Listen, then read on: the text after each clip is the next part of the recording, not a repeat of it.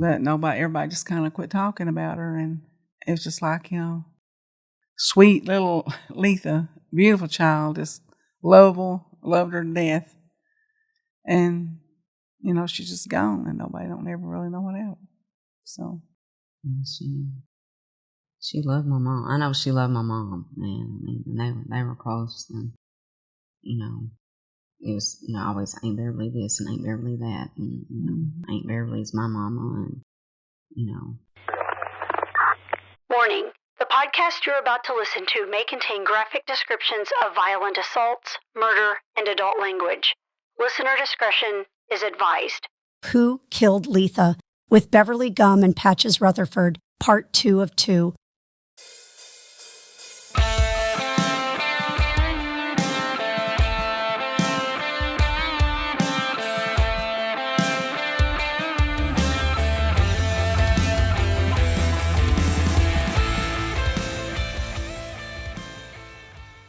Looking all around where she lived, like I say, they live kind of in the woods, all back down through the trees and just everywhere, and they couldn't find anything. Yeah, like my dad, my cousins, they walked all around down in the woods looking for her.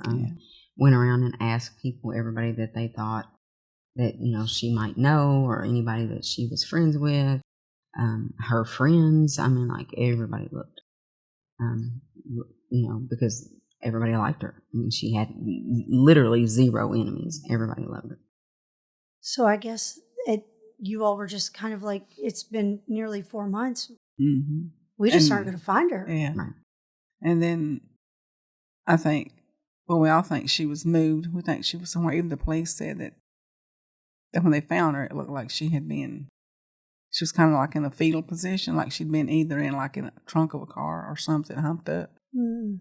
And they had moved her and put her underneath a big pile of tin garbage. Do you take me back to that day when she was found? Who contacted you all to say, we have finally found her? Was it the police? No, it was a family member. I think it was her mom that called me and said they found Letha. And I was like, where? And it's behind their house. Right behind their house. Which seemed odd if everybody had been looking. Yeah, thought that's what I think. Had been moved because she hadn't been there before, because all those dogs would have found her. Mm-hmm. And so I was like, well, where? She's over here. They're over here getting her out now. So I went over there. And it was horrible. I mean, it was horrible. Sitting there waiting for them to get her out. And of course, she had to get a closer look, and I didn't. She went on up, and it bothered her bad after she went all the way up and actually saw her, because, she'd been decaying for 4 months. It wasn't a very pretty sight. No. So you actually, Patches, you saw her. Mm-hmm. I climbed the fence and looked. Yeah, the police had it marked off. Wouldn't let nobody go down there. And there was like a wire fence. And she went around kind of and just went over there and looked. And she said she could tell it was her because she had on a nightgown that she knew that belonged to her. Oh. So she had, obviously she didn't get home from tobacco. She had probably gotten ready for bed. And was ready to bed down for the night. She had to work tomorrow. Mm-hmm. So did they say, I'm so at a loss for words here. Did they say how she was just mysteriously found? Who went looking and just mysteriously found her? How did that come to be? Somebody's just walking. It's springtime. Were they picking berries? What are you doing out there looking? Is what I'm wondering. Her cousin was riding a moped or something. I think it was a 4-wheeler. 4-wheeler. Mm-hmm. And was it? It was his dog. It was actually his dog that found her. Yeah, he was just out riding his 4-wheeler around, and his dog found her. Saw a part of her hand or something sticking out or something. I think he said a foot. I don't remember now. It's been a long time. So just out there riding because it's in the country and it's wooded. Yeah, and that's what we all did out there anyways. It's horses or 4-wheelers or whatever. When you live in the country, you got access to trees and trails and you use them. He was just out on his 4-wheeler. And then he spotted her, where the dog found her. He said his dog got over in it's like a I don't want to say trash pile. It was more tin and wood and just stuff where you throw something. Farm equipment or, it was just like a hauler that you throw your crap in. Yeah. Because you don't haul that stuff to town and put it in the dump. And so his dog wouldn't come back. And so when he kept calling his dog was over there digging around. And when he went over there, he found her. Wow. So I guess this person called the police and said, we found her. I'm not sure if they contacted the police themselves or if another family member did. I don't remember. They may have called maybe, a parent or somebody. Mm-hmm. But I just know that, he was, a family member found her. Wow. And like I said, it makes you wonder, how did all these people look here for so long? Probably walked right past that spot. Mm-hmm. We had several family members that said they actually stood on the very tin pile that they found her in. And they with said the dogs. With the dogs, when the police dogs went up there and there was nothing. So yeah, it makes you wonder, was she indeed moved, placed there? That's, Because these canines are trained to find people, especially that are already deceased. And so how would a canine not spot that, or people, if you said a foot sticking out? Yeah. I mean, granted, I know it's December, but here in Kentucky, we might have snow. We might have 80 degrees in December. Who knows? Yeah. So it just makes you wonder if that foot was spotted then, how was it not spotted back then? Mm-hmm. Yeah, because like you say, even in December, if she was there, I think those dogs would have known it. Mm-hmm. But she wasn't there, I don't think. I think they moved her. And even I think that police kind of thought she'd been moved. Wow. So at that point, what happened? They, I guess, get her and maybe take her for an autopsy to see if they can determine a cause of death. And she had been stabbed to death. I think she was autopsied a couple of times before they actually determined. They actually buried her and then resumed her body. Yeah.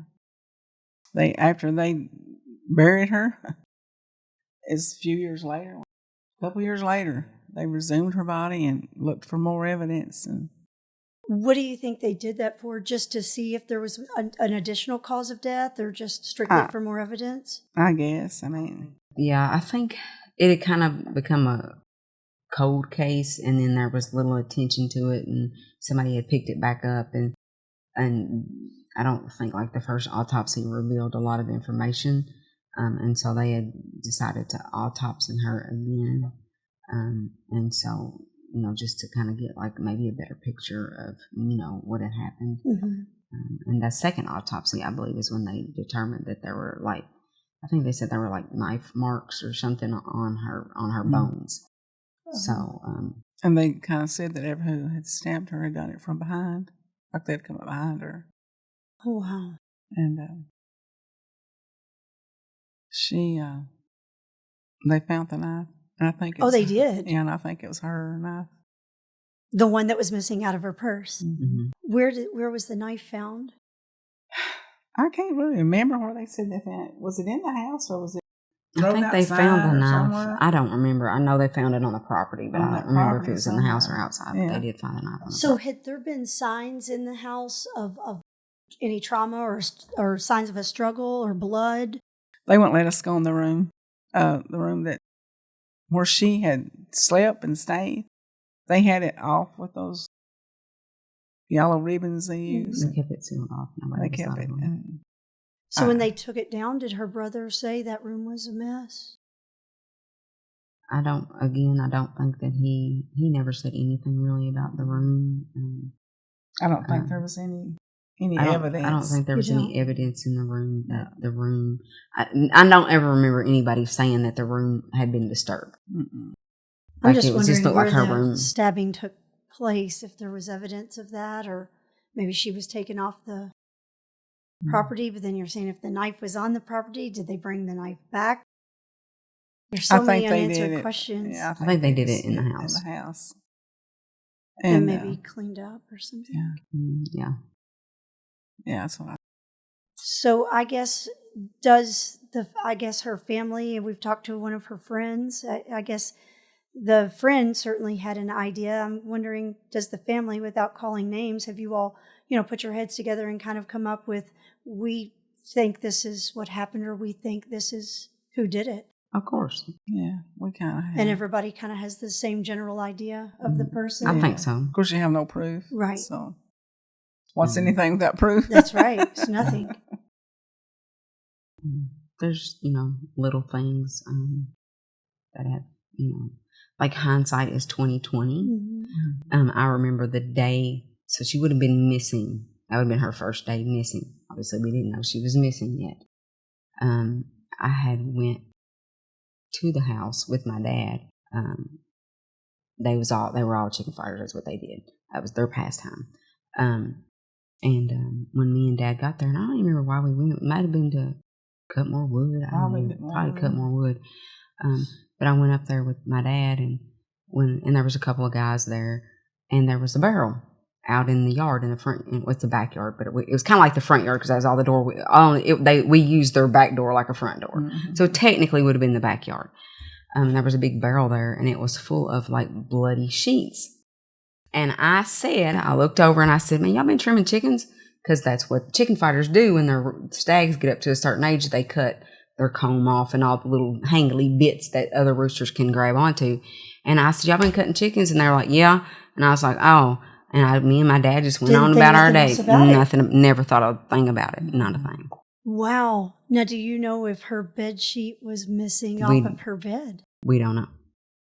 We don't know. Those are details we don't know. And like I said, at the time, it never even occurred to me that those sheets could be for anything other than trimming roosters. Right. Because that's what they did when they reached a certain age. Yeah. Now, the person that you all kind of have in your mind, when you said, were you all trimming those stags, was that person there? Yeah. And that person would often trim also? So it wouldn't have been odd that No, person it wasn't there. odd. It wasn't odd that, if they were trimming roosters that day, it wouldn't have been. No, I mean that person was there No, trimming. it would not have been odd. He was there a lot. Wow. Did Letha ever give you any indication through your all's talking, or since you were like a mom and you were like a sister, did she ever give you any inkling that that person kind of just made her have the heebie-jeebies kind of? Yeah, she did. Just kind of creeped her out. So you mentioned that you had, looking back, that the sheet was like, now that means something, which who knew if the police, maybe they burned the sheet before the police could investigate. I'm sure they did. I'm sure as soon as we left, that's what happened. But because you noticed it. So what other signs were there that you thought, now that makes sense? Just minor details like, her brother telling my mom that, the door was open and the only thing missing was her knife out of her purse and all her stuff was there. And just like the people that went to pick her up saying that the door was open a couple of inches, just kind of things like that. And then, my mom has like firsthand accounts of people that have told her stuff that would be hearsay for me. So, just again, the people that kind of were coming and going after her dad died, the things that were happening that wouldn't have happened when he was there. And it's just like once you step back and you start looking at the big picture of, the people that were there and kind of how their life has went and the direction their life has went after in the years, we all grew up. Most of us grew up, got jobs, got careers, so, and the person that she was the most afraid of, their life did not go in that kind of a direction. Now, Beverly, Pat just said that you have some things that, I guess feelings are things that you've been told. Is there anything, without revealing names, that you can share or that you feel comfortable sharing that maybe? Well, like I say, the person that told me some stuff was, of course, for me, it's just what she said. And because I have no way to prove that what she said was true, but it added up, what she told me. And I said, well, did you tell the police this? And she said, yeah. She said, but they don't really count her word as being. So the person who had came to you, her story with regard to the police just wasn't really credible because of who she was. Mm-hmm. Yeah. And they just didn't take her serious enough. Because I said, well, why didn't you report that? Well, I did. They just didn't believe me. Did you? They said it believe wouldn't her? stand up in court. I did by some of the things that she said. Yeah. Like, how would she have known? Maybe. Yeah. You know. And I think, too, what they thought is if this comes to trial and they can't prove nothing, then it's done. Right. So I didn't think they felt like that they could probably prove that she was telling the truth. So that was kind of something else to set in the back of your mind for all these years, like you kind of know, but you can't do anything about it. Yeah. So I guess years passed and everybody grew up and moved on and nothing ever became of it. Because they would look, and then she had another aunt that was my husband's sister. Her name was Mary. Of course, she's dead now. But she would really try to call the police and try to find out if there's any new leads and all, and it just never went nowhere. It's like it kind of got to just be a dead end, and nobody looked anymore. So, and she's been gone, 32 years, I guess? Something about like that, yeah. Yeah, because she went missing like December of 91, and then we found her in April of 92. So it's been 33 years or something like that. 32 years or whatever. So do you all still keep in touch with her brother or her mom? I see him every now and then. I don't her mom. Her mom kind of got a little sick, and I have another daughter, Rachel, that she worked in a nursing home in Nicholasville. And she said Letha's mom was in the nursing home. And, of course, I don't think she's there now. I think they moved her. But, she just, the man she was married to, he died. So I hadn't seen her mother for years and years. So I don't see her brother. I ought to see him. I see him every now and then. I saw him at Walmart in Nicholasville one day. Just very rare. Every now and then I see him. Of course, he's got a wife and some kids of his own, and he lives, I don't know, in Nicholasville, I guess. But I don't ever see him. But everybody just kind of quit talking about her, and it was just like, sweet little Letha, beautiful child, just lovable, loved her to death. And, she's just gone, and nobody don't ever really know what happened. So. Yeah, she loved my mom. I know she loved my mom, man. They were close, and, it was, always Aunt Beverly this and Aunt Beverly that, and, Aunt Beverly's my mama, and, Now, did they end up having once they had found her, you said that they had done 2 autopsies on her. Is she, buried here locally, I guess, down near where home was? It's in Lexington, at that cemetery in Lexington. What's the name of that cemetery? I don't know. They're all buried there. It's that one that's on for sales road. I know, but I can't think of the name of it. But yeah, I mean, the whole family's buried there. They're across from Cardinal Hill. Yeah, yep, that's the one. Yeah. So you all had her a service, and yeah, they had after a service. They discovered her. Of course, it was closed casket now. You couldn't. So I guess in closing, what would your all's hope be that there is obviously probably nobody's going to come forward. You wish they would, but it is a cold case. And I think David has spoken. I wasn't able to attend, but David had spoken to a couple of the detectives that are working that. So I guess ultimately your all's hope would be what? Interview different people. Yeah. Talk to people that, that you haven't talked to yet. I've never been talked to. My mom's never been talked to. She's one of the last remaining adults, and there were adults at the time alive. There's a few others, but not many. But talk to, the people that saw her every day. Interview people you haven't interviewed yet, or reopen it and put the pieces together, The people that was coming in and out of the house, you Right. said there was a lot of people that would come and go. Makes me wonder if any of those people have ever been interviewed since they were coming and going from the house. I think so some often. of them were, but, But they didn't ever get nowhere with them. It's just like nobody knew nothing. I think back then a lot of people were it was fear. They were afraid I think they had strong suspicions even back then, but I think they were afraid to What would tell happen to them. what would happen to them. Yeah. So maybe your hope would be years later. Now Maybe they're older. Maybe they'll they're speak not up, afraid anymore. and they're not afraid. But one of them that was there that probably could have told us everything, he's dead now too. One of the boys that was there. Wow. That 9 times out of 10 was probably a witness. Mm-hmm. He's dead dead. now too. So it's just hard to figure it all out. Well, our hope also would be, I mean, in the grand scheme of things, that we could assist in breaking this open for you all so the family has answers. Mm-hmm. I know it doesn't, unfortunately, bring Letha back, but it would be nice to at least get justice for her and answers for you all. Yeah, because we never had closure with her. It's, early on we hoped that they would find out who did it and had to be, pay for their crime. But then after a while, it's just like, well, they're never going to find who did that. So. Yeah, so you got about 32 years. Mm-hmm.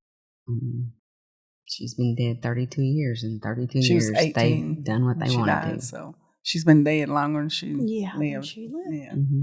Well, I want to ask you all, if you could speak to Letha today, what would you say to her? I tell her I love her. I miss her. But if I could have done anything different back then, I would have. But I just didn't know how bad the situation was when she talked about how uncomfortable she had gotten. Just didn't seem to realize how bad it was. And like I say, I had a baby at that time that was 9 months old, and I was real busy with her, and I probably just didn't pay enough attention to Letha. But yeah, if I could talk to her now, I'd tell her I love her very much. Patches. I guess kind of the same thing, I love you. I'm sorry that, I didn't pick up on the, what you were trying to say without saying it. And I wish she would have been brave enough to tell my dad. Because if she had told him that he might well have got to the bottom of things. Of course, like I say, he's dead now too. There's so many people that was there then that's not here anymore. But, he loved her like a daughter too, and she loved him. But I think the people that she was afraid of, she was afraid to get anybody else involved, afraid that it would be harmful for them.